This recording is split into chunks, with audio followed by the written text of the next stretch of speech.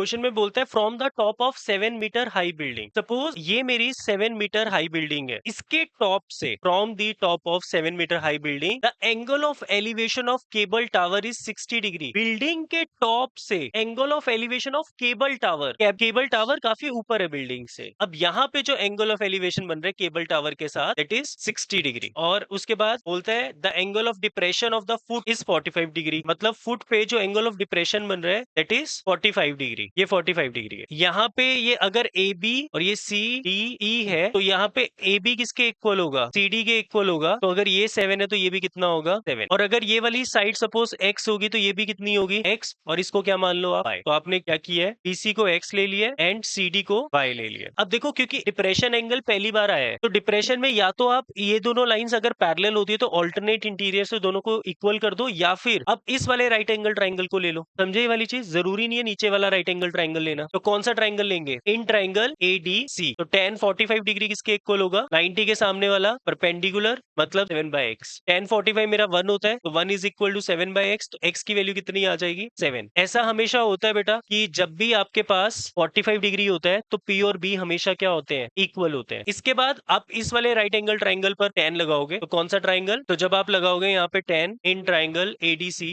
tan 60 degree is equal to P/B। Angle के सामने वाली साइड परपेंडिकुलर, मतलब y। बेस आपका x, tan 60 √3 होता है। √3 इज इक्वल टू y/x। तो y की वैल्यू कितनी आ जाएगी? x √3। और x की वैल्यू कितनी है आपके पास? 7 है ना। तो इसका मतलब आपका y कितना निकल गया? 7 √3। बट मुझे ये वाली चीज नहीं चाहिए, CD नहीं चाहिए। CD मेरा y है। हाइट ऑफ टावर चाहिए। तो टावर की जो हाइट होगी वो ग्राउंड के रिस्पेक्ट में होगी। तो टावर की हाइट कितनी होगी? CE which is equal to CD plus DE, मतलब 7 प्लस 7 √3। ठीक है। तो 7 कॉमन 1 प्लस √3 मीटर्स, ये टावर की हाइट आ गई। समझ आया क्वेश्चन?